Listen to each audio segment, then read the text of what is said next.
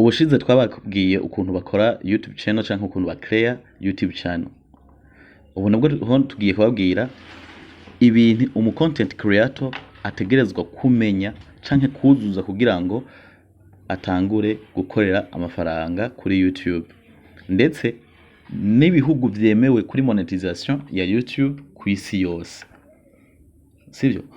Ico usabwa ni gukora subscribe kuri YouTube channel ya Naso Star TV, utibagira partage, commentaire ndetse na like. Muri kumwe na Naso Lighton.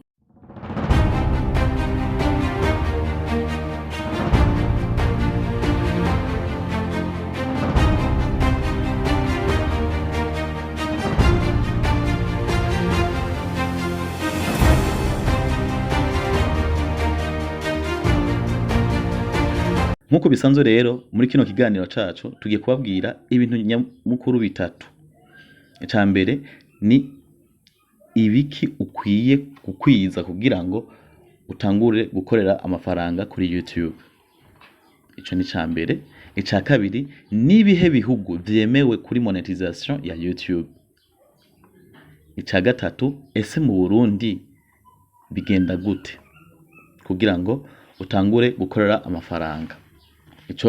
Ivyo ni ibintu bitatu tugiye kuganira muri kino kiganiro cacu. Ico usabwa nuko uwo dukurikirana gatanu kuri gatanu, kuko ni wasimba ikintu kimwe uza gusanga hari ibintu utamenya. Ukaca usanga uri muri babandi bagenda bavuga ngo urumva ngo YouTube ngo ntiriha, ugasanga ufise amajambo menshi utazi ukuri kwayo. Rero bana natwe kugira ngo ushobore gutahura no kumva ibijanye na YouTube. Nimba uvuga ati jewe shaka gutanguza YouTube, shaka gutanguza runo rugamba rwa YouTube, nuko ukora subscribe kuri Naso Star TV. Ico ni ikintu ca mbere c'ingenzi pe, ko nutagikora uza gusanga uri gukorera ubusa. Okay? Ukore na partage, uhereza abagenzi bawe nabo nyene bamenye ukuri kwa YouTube, sivyo?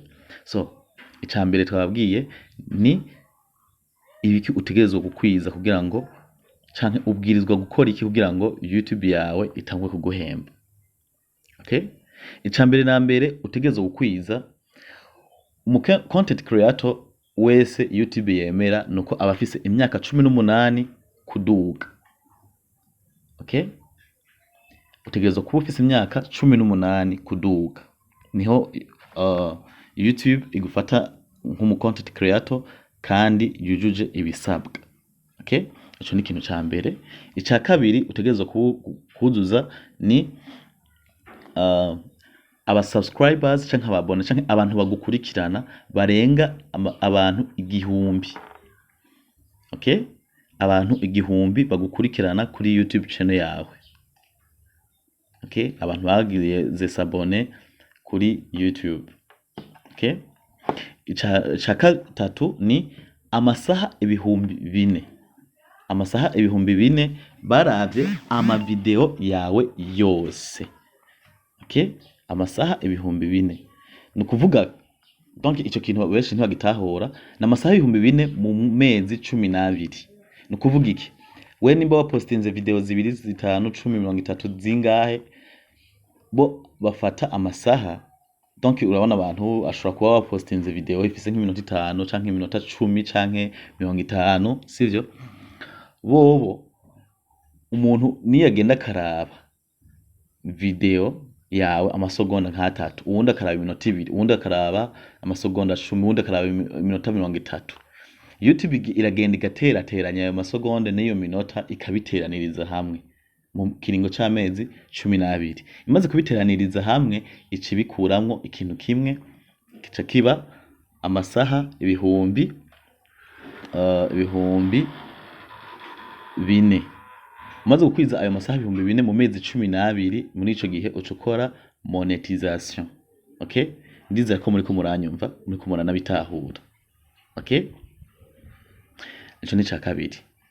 Ica gatatu ni kuri ico nyene, kuri ico ca kabiri nyene, kuri ico ca gatatu. Donc ica mbere twavuze ni 18 ans.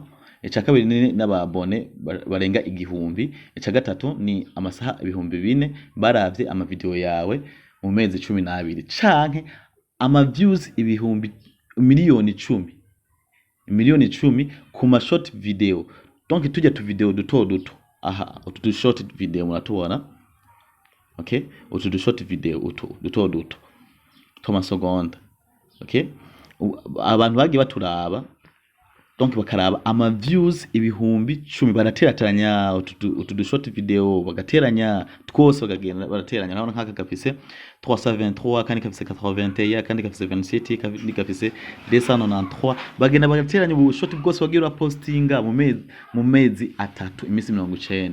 Ukwije ama views imiliyoni 10 mwico gihe, ukaba ufise n'ababone igihumbi, ukaba ufise n'imyaka 18, YouTube iceguha access kuri monetization, okay. Canke ukwije amasaha ibihumbi 4 ku ma video, donc arenza iminota 2, okay. Ndiza ko muranyumva 5 kuri 5, okay. Ikindi usabwa nuko ufise Google AdSense utegerezwa kuba uyifise, hama ukaca utangura gukorera amafaranga kuri YouTube, okay. Igice ca kabiri kivuga ngo nibihe bihugu vyemerewe kuri monetization kwisi yose. Kuko bisanzwe YouTube irafise ibihugu bagiye basinyana amasezerano kugira ngo bakorane. Rero duhere muri Afrika. Muri Afrika ni ibihugu bitarenga 9, harimwo icambere ni Kenya, Nigeria, South Africa, Egypt, Ghana, Tanzania, Uganda, Rwanda ndetse na Senegal. Ivyo nivyo bihugu 9 muri Afrika vyemewe kuri monetization, bikora monetization atagisabwa. Donc iyo bakwije izo condition, abantu igihumbi, amasaha 4,000, bo bakora monetization atangorane, vyoroshe cyane, okay. Ni cyane aho ni nahambere. Muri Amerika naho ni ibihugu bitarenga 6, okay. Muri Amerika ni ibihugu 6, harimwo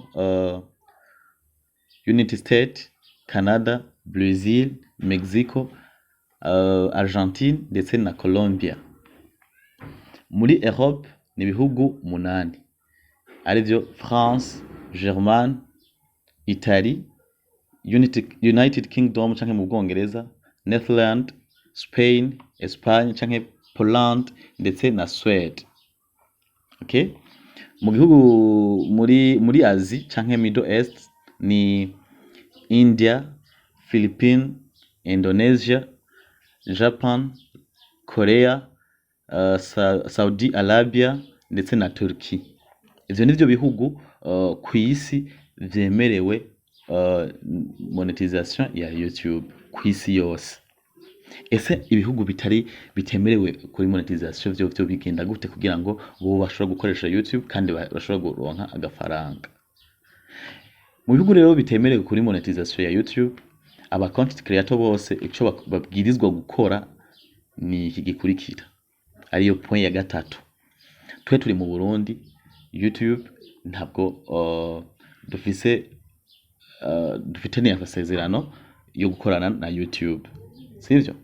Rero mu gihe tudafite ni amasezerano yo gukorana na YouTube, aba content creator ico bategerezwa gukora, bategerezwa kuca bahindura ico bita location, okay. Tuzobereka mu kiganiro ukuntu ushobora guhindura location, ukava mu Burundi ugashira location mu kindi gihugu atari icu Burundi. Par exemple nka jewe murabona ko nagize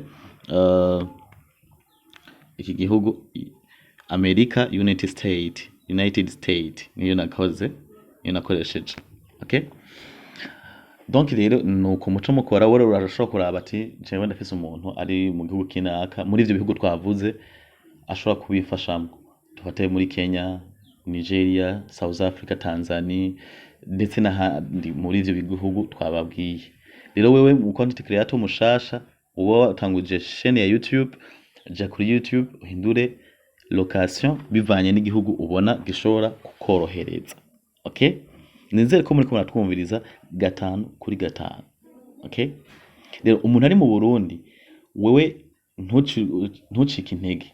Hari abantu bacika intege bavuga ati none jewe ibi bintu je nzobishobora, okay. Urabishobora, bikore, ntugire ubwoba. Mu Burundi YouTube irariha, YouTube irariha naho benshi batavyemera batavyumva, ariko ico utazi urabaza muri make, ico utazi urabaza. So rero ukore cane, YouTube izokuriha, bisaba kukora cane n'inguvu nyinshi kugira ngo ukonvenke abakunzi bawe kugira ngo bashobore gukurikirana ibintu ushira kuri YouTube yawe, ndetse bagakora subscribe kuri chaîne yawe ya YouTube. Okay? Ese wewe waruzi yuko Uburundi bwoba bwemerewe? Okay? Waruzi ko Uburundi bwemewe canke n'ikihe kindi gihugu waruzi ko cemerewe mugabo ntugisange muri liste y'ibihugu vyemewe kuri monetisation ya YouTube?